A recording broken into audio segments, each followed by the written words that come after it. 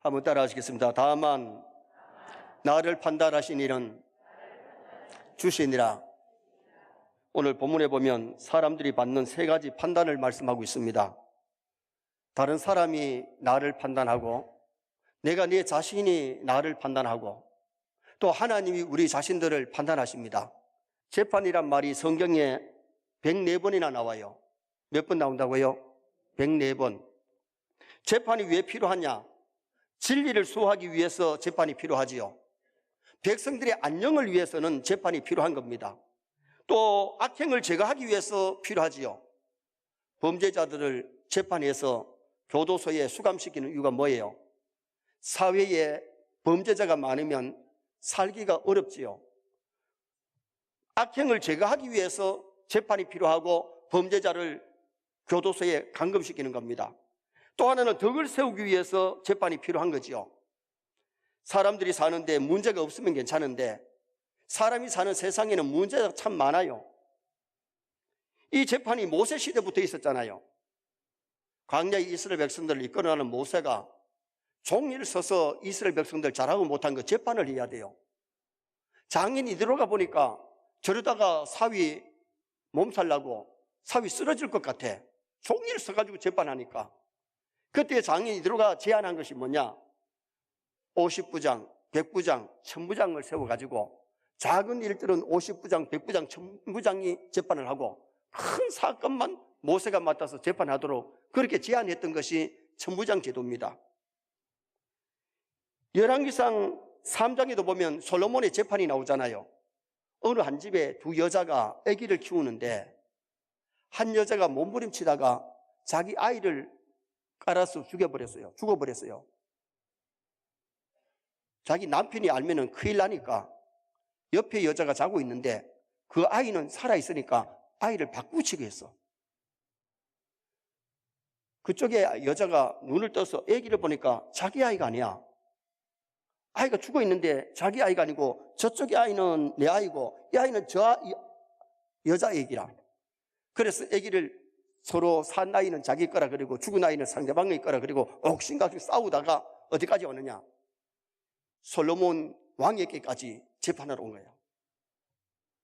산 아기는 서로 지 아이라 그리고 죽은 아이는 상대방에 그러니까 솔로몬 왕도 보지를 않았지. 중인도 없지. 이거 누가 어떻게 재판할 거예요? 그때 솔로몬이 지혜의 왕이기 때문에 명심하는데 어떻게 심판하느냐? 여봐라, 큰 칼을 가지고 오너라.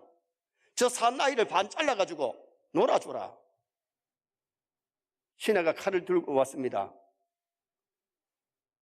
아이를 자르려고 하니까 산 아이 엄마가 왕이여 멈추소서. 저 아이를 살려가지고 저 여자에게 주세요. 죽은 아이를 내가 갖고 가겠습니다. 근데 한 여자는 예 왕이 옳소이다. 반을 잘라서 나눠주세요. 누가 진짜요? 살려달라고 하는 엄마는 진짜고 갈라달라고 하는 엄마는 가짜입니다. 그때 심리재판을 해가지고 산 아이를 진짜 엄마에게 주고 죽은 아이는 죽인 여자 엄마한테 준 거예요. 알아듣습니까? 여러분, 세상을 살다 보면 세상 재판은 오판이 있을 수도 있고 다른 재판이 시행될 수도 있어요. 그런데 오늘 우리 본문에서 우리에게 보여주는 것이 뭐냐? 첫 번째는 사람들이 나를 판단하는 판단이 있다는 것을 여기 본문에서 말씀해요. 내가 원하든 원치 않든 사람들은 우리를 놓고 판단을 해요. 자, 3절 말씀을 다 같이 한번 읽으시겠습니다. 너희에게나 다른 사람에게나 판단받는 것이 내게는 매우 작은 일이라. 나도 나를 판단하지 아니하노니. 사람들이 우리를 놓고 잘났다 못났다, 잘했다 못했다, 사람들이 우리를 판단합니다. 그렇기 때문에 우리 신앙인들은 어떻게 했느냐? 남들에게 손가락질 받고 비판받지 않도록 우리 신앙인은 먼저 잘 살아야 될 줄 믿습니다.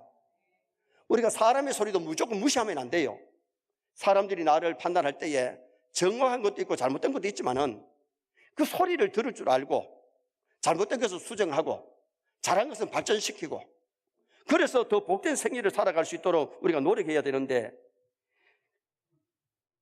오늘 우리가 이 세상에 그렇게 살아야 되기 때문에 마태복음 5장 16절에는 너희 빛을 사람 앞에 비치게 하여 저희로 너희 착한 행실을 보고 하나님 아버지께 영광을 돌리게 해라. 성도의 잘잘못이 하나님께 영광이 되기도 하고 영광이 가리워지기도 하기 때문에, 그래서 우리 성도는 세상에 나가서 행동 하나 말 하나를 참 조심하면서 세상에 빛되게 살고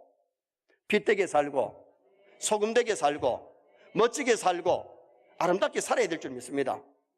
예수쟁이가 함부로 말하고 함부로 행동하고 죄를 짓고 나쁜 짓 하면 누가 욕을 먹느냐? 저 예수쟁이, 예수님 욕먹고 저 하나님 믿는다 하는 사람이 하나님께 욕 돌리고 교회를 욕먹이게 하는 거예요. 사람들이 우리가 원하든 원하지 않든 우리를 나름대로 비판을 하는데, 판단을 하는데, 우리는 사람의 비판의 소리도 들을 줄 알아야 돼요. 그런데 사람들은 이 판단이 너무 기대하게 관심을 갖고 있다는 겁니다. 다른 사람이 나를 뭐라고 할까 싶어서 내 친구, 내 이웃, 내 상사가 어떻게 말할까 그렇게 생각해가지고 어떨 때는 너무 신경 쓰다 보니까 자기를 가시하기도 하고 아첨하기도 하고 외식까지 한다는 거예요. 그런데 우리가 알아야 될 것이 뭐냐 하면, 사람들의 판단은 비교적 정확성이 희박하고 신빙성이 약하다는 겁니다. 왜 그렇습니까? 사람은 껍데기만 보지 외모만 못 보지 사람의 중심을 모르잖아요. 그 사람이 무슨 의도에서 한 줄 모르기 때문에 겉만 보고 판단했다 보면 우리가 굉장히 실수하고 오판할 수가 있다는 거죠. 옛말에 10길 물속은 알아도 한 길 사람의 속은 모른다 그랬어요. 그러므로 우리가 껍데기만 봐가지고는 그 사람이 잘했는지 못했는지 함부로 비판해서 안 되잖아요. 사람들이 보디발의 말을 듣고 요셉을 죽일 놈이라고, 전 나쁜 놈이라고 그랬지만은 요셉은 나쁜 놈이 아니고 죄인이 아니고 의인이었잖아요. 정녕 잘못한 사람은 보디발이 아니지 요셉이가 잘못한 것이 아니었다는 겁니다. 또한 빌라도의 법정이 살인자 강도는 놓아주고 죄 없는 예수님을 십자가에 못 박게 내어준 법정이 빌라도의 법정이 아니겠습니까?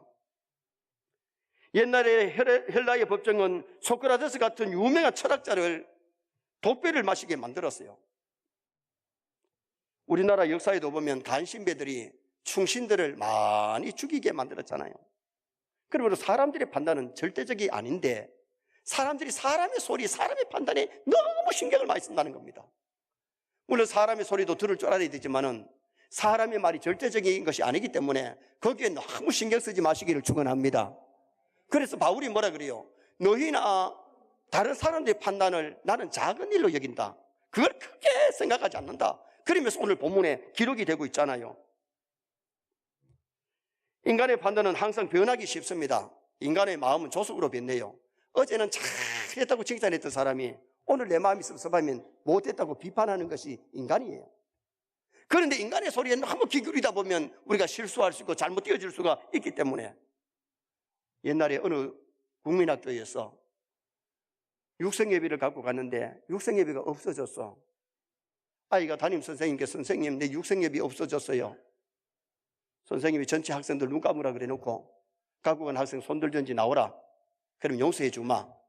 아무도 손드는 아이도 없고 나오는 아이도 없어요. 한 아이를 보니까 얼굴이 붉어졌다가 푸려졌다가 붉어졌다 하니까 선생님이 저놈 갖고 갔구나. 그 아이를 불러내가지고 그거 갖고 왔지? 안 갖고 갔는데요. 거짓말하면 죽인대. 예.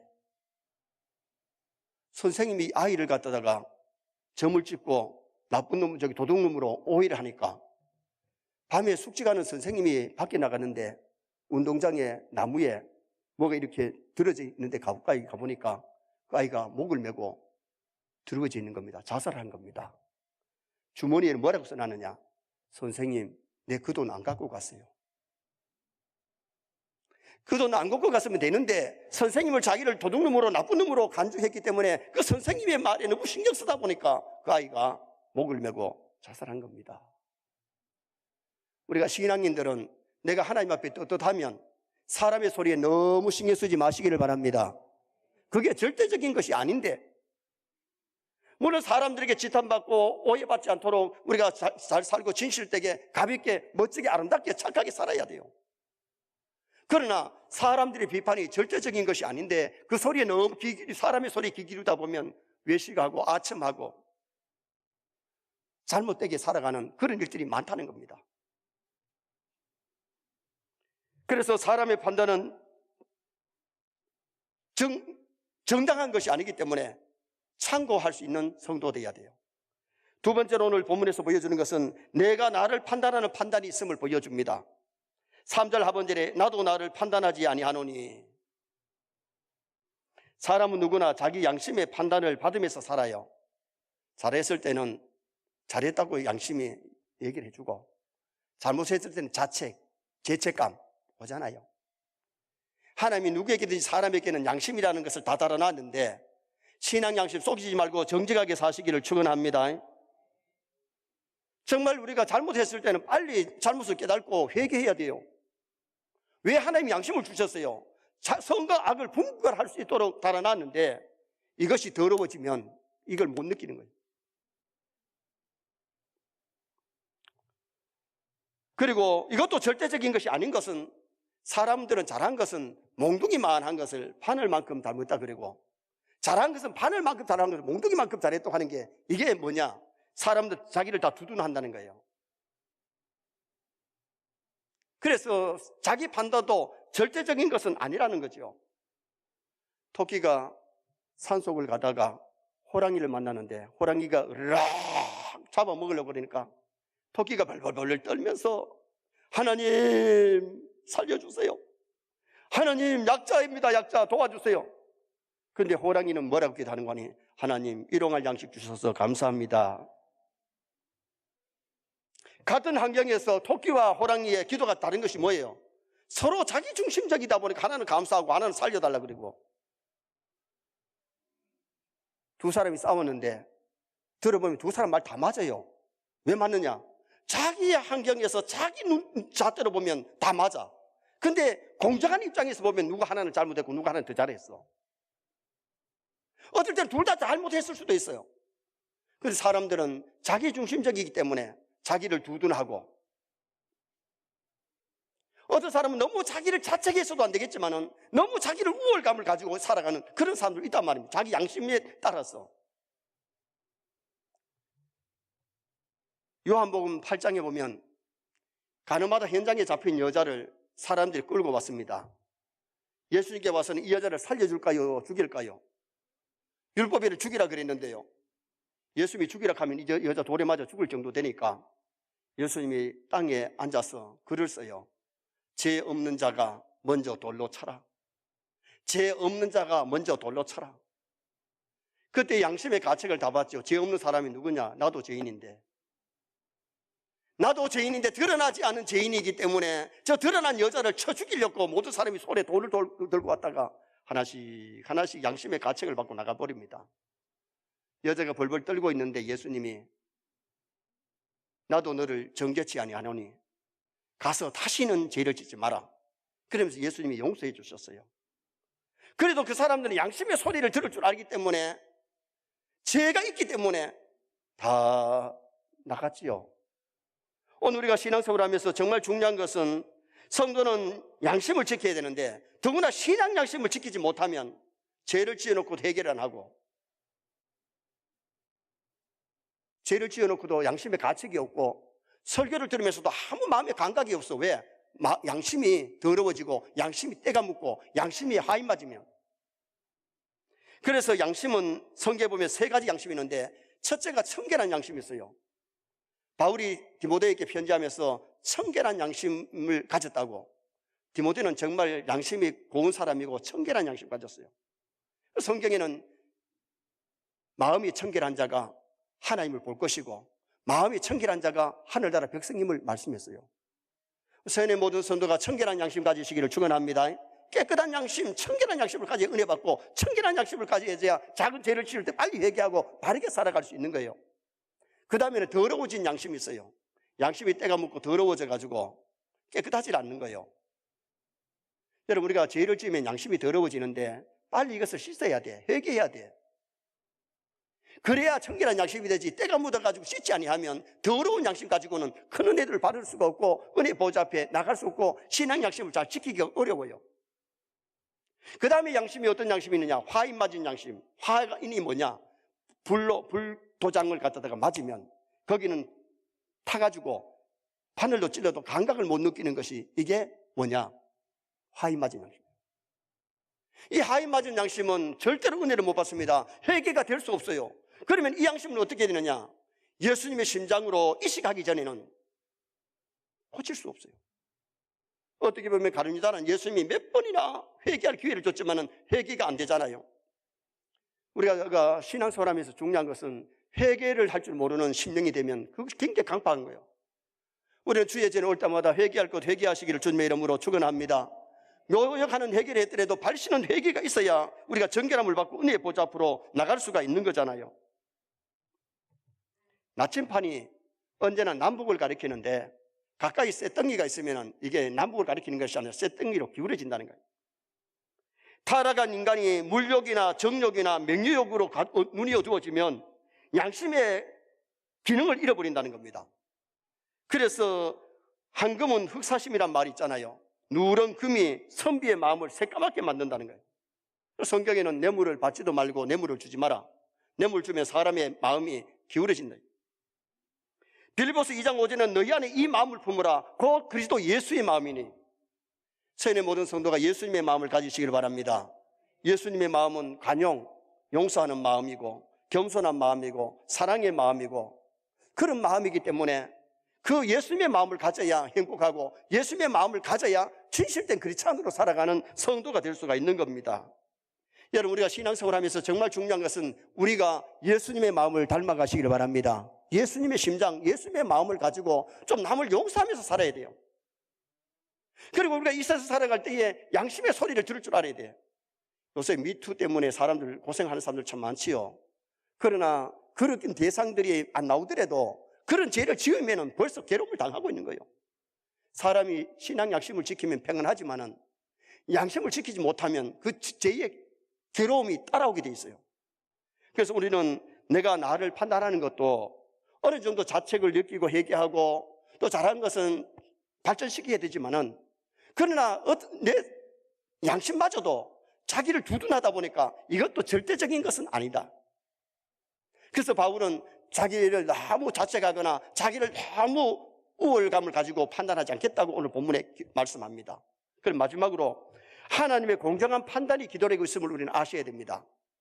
자, 다 같이 4절 말씀 한번 다시 읽으시겠습니다. 내가 자책할 아무것도 깨달지 못하나 이로 말미암아 의롭다함을 얻지 못하노라. 다만 나를 판단하시니는 주시니라. 따라합시다. 나를 판단하시니는 누구시라고요? 주가 누구예요? 하나님이시라. 사람은 외모를 보고 판단하지만 우리 하나님은 정확하게 공정하게 판단하시는데 사람은 밖에 나타나는 행동만 보지만은 하나님은 동기와 원인과 결과까지 보시잖아요. 하나님은 언제나 우리를 보고 계시는 하나님이세요. 사람이 아무도 보지 않아도 하나님 우리 행동을 보고 계시고 우리가 말하는 것을 다 듣고 계시는 하나님이세요. 믿습니까? 다윗이 바세바를 범하고 그 죄를 은폐시키려고 우리아를 남편을 전쟁터에 보내가지고 죽였어요. 완전 범죄예요. 아무도 남이 몰라요. 그런데 하나님이 아시기 때문에 나단 선자를 보내가지고 다윗 왕의 죄를 책망하시잖아요. 그때 다윗이 왕관을 벗어놓고 대성 통곡하면서 눈물로 침상을 적성하면서 회개함으로 성군 다윗이 될 수 있었는데 사람은 보지 않아도 하나님 보고 계시고 사람은 듣지 않아도 하나님은 듣고 계시는 하나님이세요.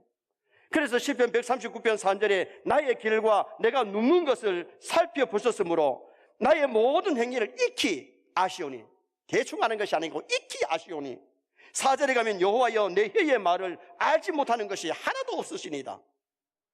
내가 몇 년 전에 말해놓고 잊어버린 것도 하나님은 내가 잊어버린 그 말까지 다 알고 있겠어요. 그래서 우리는 함부로 사람 앞에 함부로 말해도 안 되고 함부로 행동하면 안 돼요. 우리의 모든 문자까지 보고 계시고 전화하는 것도 듣고 계시고 우리의 말하는 것도 듣고 계실 뿐만 아니라 행동을 보고 계신 하나님.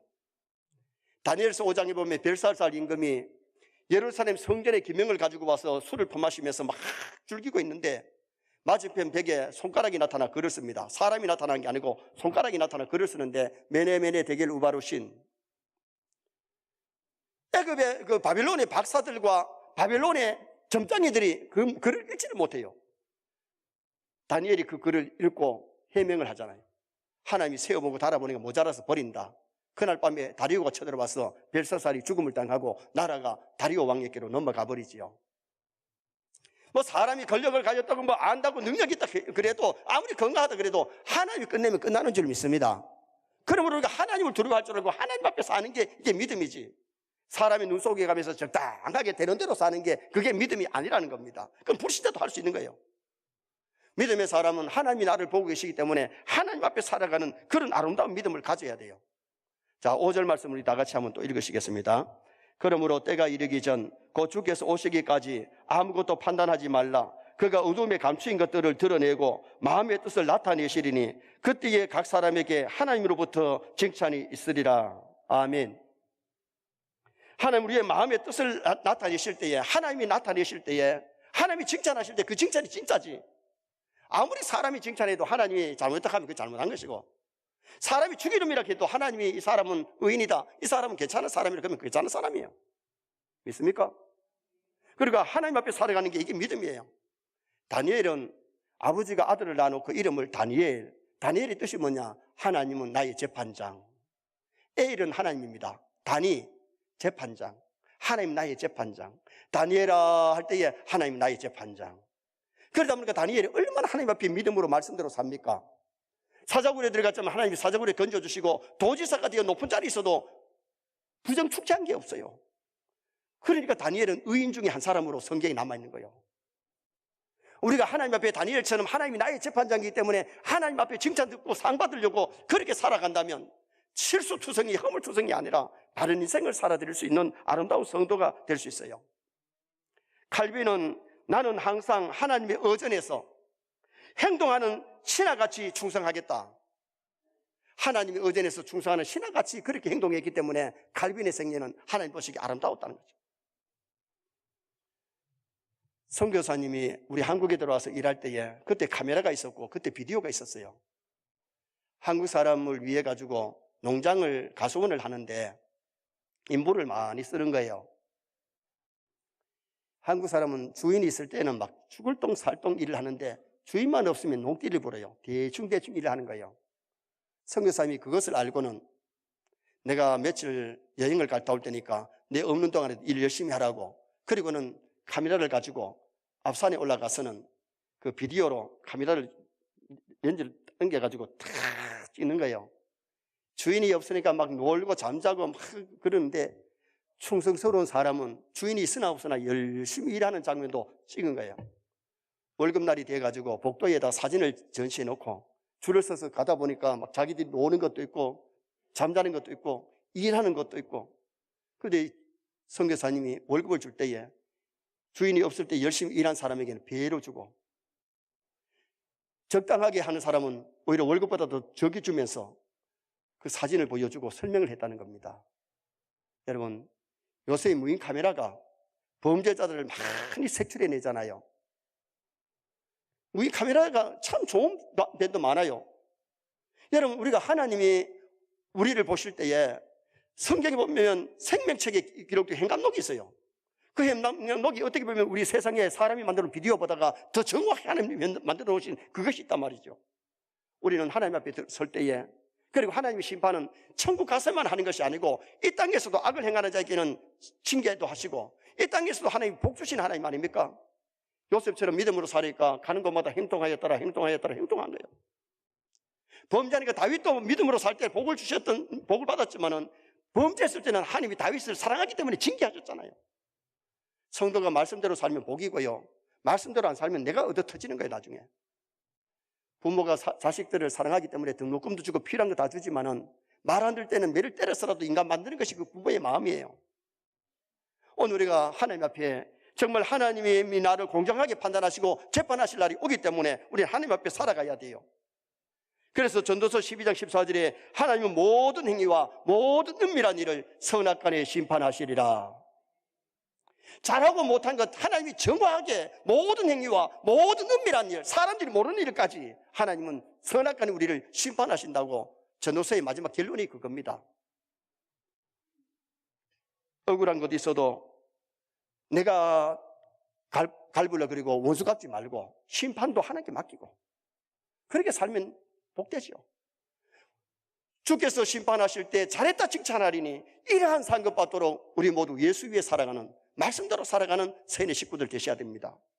결론을 짓습니다. 사람들이 나를 어떻게 판단하는가 거기에 너무 신경 쓰지 말고 내 자신의 양심을 속이지 말고 신앙 양심을 잘 지키면서 하나님 보시는 앞에서 바르게 살고 심판대 앞에서 잘했다 칭찬받는 우리 서인의 식구들 되시기를 주님의 이름으로 축원합니다.